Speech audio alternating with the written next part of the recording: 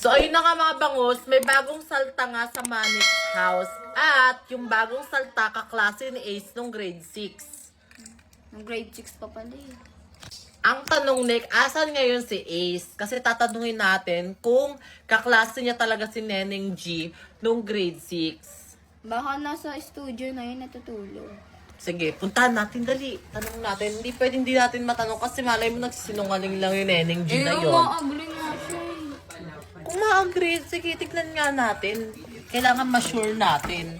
Ngayon guys, punta na kami sa Diba? Nalala mo yun? Sobrang saya pa nga natin. Hello. Patingin ako na pinapanood mo. Hoy, Neneng G, anong ginagawa mo dyan? Isusumbong kita kay Sir Manix, ha? Bakit ba? Nagbabanding lang kami ng classmate ko eh. Classmate mo siya ngayon? Nung grade 6, bakit? O classmate mo ba siya ng grade 6? Ote. Oh, ba't kayo magkatabi dyan? Tama ba yan? Babae, tas lalaki magkatabi? Punta ako kay Nika, inayan niya ako. Ba't ka andyan? Ano? Inayan niya ako. Oh, ba't ka Ba't umupo? ka nagpahila? Kinukulit ako. Ano ba? Kinakamusta ko Wala lang rin siya, siya Nika. kasama kaya nawa ko Oo eh. nga. Tumuli Oh, di ginusto mo rin. Anong hinila ka? Ginusto mo rin naman. Nika, wag ka nang ano dyan. Kayo ba? Ha? Hindi. Oo. O kayo ba? O bakit? Wala naman kaming ginagawa ah. Oh, nagsiselos ka ba?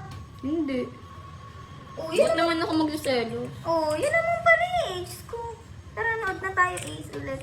Nanonood ako, nanonood. Hindi tayo. Grabe ka naman, Neneng G. Ang lala mo. Oh, ganito na lang Ace. Oh, sino mas maganda sa amin ni Nika? Ha? Diba? Sino? Ikaw. Uy, grabe ka. Diba? Is, kaloka ka. Wait lang, may naiwan na. Oh, diba ate? Yun na yun eh. Kung magsama kayo, 2 punggok. Grabe naman kayo. Diba?